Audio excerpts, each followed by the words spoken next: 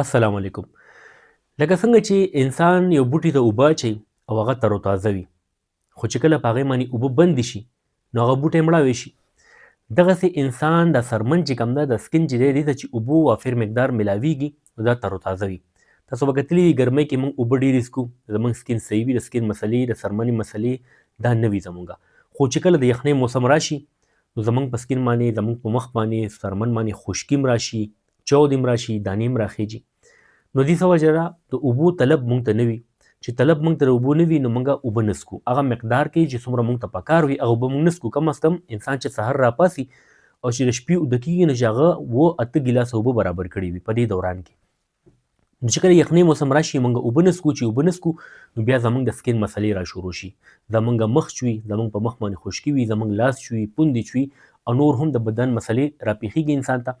نو بیا زموږ خلک څه کوي؟ بیا کیمیکل والا کریمونه استعمالوي. ګورئ دغه چې کوم بازار کې کریمونه ملاویږي دې نقصان ده اثرات ډیر وي. دا مسلې ختموي نه بلکې مسلې سیوا کوي. عرضي طور خو فایده ورکوي خو مستقل طور باندې دا د مخ او د څرمنې مسلې راوباسي، پیدا کوي، بیماریان پیدا کوي. نو داسې موږ څه استعمال کو چې زموږ سکین ورسره ښه شي؟ نو لومبۍ خو ما تاسو ته ذکر وکړو د اوبو مقدار برابر کړئ. که د یخنۍ موسم وي، که د باران موسم وي، خو تاسو په هغه ورځ باندې کم از کم 6 ګیلاسه اوبه خامخا څښئ. په یو ټایم نه، مثال سهار راپاڅئ شپې اوده کېدو پورې تاسو 6-8 ګیلاسه اوبه برابرې کړي. یا که تاسو اوبه نشئ څښلی داسې خوراک کوئ چې هغې کې اوبو مقدار سیوا وي. لکه نن سبا مالټې، کینوان ډېر راغلي دي. انار دی خو انار ډېر ګران دی. چې کوم زما ملګري د افغانستان نه ویډیو ګوري هغوی دپاره خوراک اسان دی خو پاکستان کې ګران دی. نو انار خوراک، د انګور خوراک، دغسې د مالټې خوراک، د کینو خوراک، دې سره هم د اوبو هغه مقدار برابریږي. بل دې کې ویټامین سی نو هم سکین دپاره ښایي. دغسې په سلادو کې خاص کر بادرنګ شو، کیره چې ورته وایي، نو د هغې خوراک چې کوي هغه هم اوبه مقدار برابروي. ورسره لږې تاسو اوبه څښئ، لږ سلاد استعمالوئ، لږ فروټ، نو د اوبو مقدار به تاسو برابر وي. د سیو 2-3 دانې خوراک ورځ کې دې سره هم د اوبو کافي مقدار برابر شي. خو که چېرې ستاسو هغې نه باوجود د سکین مسلې وي، یو بهترین نسخه، بهترین ریمډي درته ښیم د سکین دپاره، د مخ دپاره، د چاودو دپاره، د مخ چې څومره خشکي وي، د بدن خشکي دپاره. زه په خپله هم دا اپلای کومه. څه نقصاندې اثرات یې نشته، مضر اثرات نشته، بالکل قدرتي څیزونه دي. 3 څیزونه به تاسو واخلئ. عام په بازار کې ملاویږي. ارکي ګلاب به راواخلئ، د ښه ګپنۍ به راواخلئ. ارکي ګلاب تاسو راواخیستله، یو بوتل ارکي ګلاب راواخلئ. په هغې کې به تاسو بیا ورسره ګلیسرین راواخلئ، هم د ښې کپنۍ راواخلئ.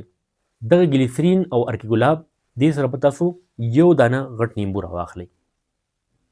نیمبو نه به ارک وباسئ، هغې نه به هډوکي لرې کړئ چې هغې کې هغه ذرات په ارک کې شامل نه شي، خالص ارک به.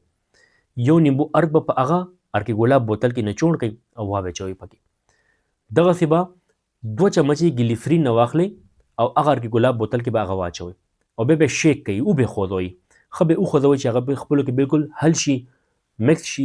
نو دغه کم محلول چې تیار شو د ارکي ګلاب، د ګلیسرین او د نیمبو، دا یو بهترین څیز دی. د دې تاسو په لاسو باندې مالش کوئ، په مخ باندې هم لګوئ، په پوندو باندې هم لګوئ او په نور بدن باندې هم لګولی شئ. هېڅ مضر اثرات یې نشته. فایدې ډېرې زیاتې دي ځکه چې ارکي ګلاب، ګلیسرین او نیمبو دا د سکین دپاره ډېر زیات بهترین دی. یو خو به دې سره ستاسو مخ نرم وي، لاسونه به هم نرم وي. بل تازګي به وي پکې، په مخ کې، په لاسونو کې به تازه تازه احساس درته راځي. او بل خشکي مسله به ختمه شي. یخنۍ کې خشکي ډېر زیاته وي نو هغه مسله هم ختمه شي. او بل چې کوم د دې خوبي دا ده چې د دې څه مضر اثرات یې نشته، څه نقصاندې اثرات یې نشته. نو لازمي دا نسخه یې اپلای کړئ او دغه فایدې ترې واخلئ. امید دی ستاسو به ویډیو خوښه شوي وي. دغسې مستند معلوماتو باندې ویډیوز کتل غواړئ د ما چینل ډاکټر شبیر پښتو خامخا سبسکرایب کړئ. ویډیو خپل ملګرو سره هم شیر کړئ چې هغوی ته هم فایده ورسي. زما دعا ده الله پاک دې ټولو بیمارانو له شفای کامله نصیب کړي. آمین. الله حافظ.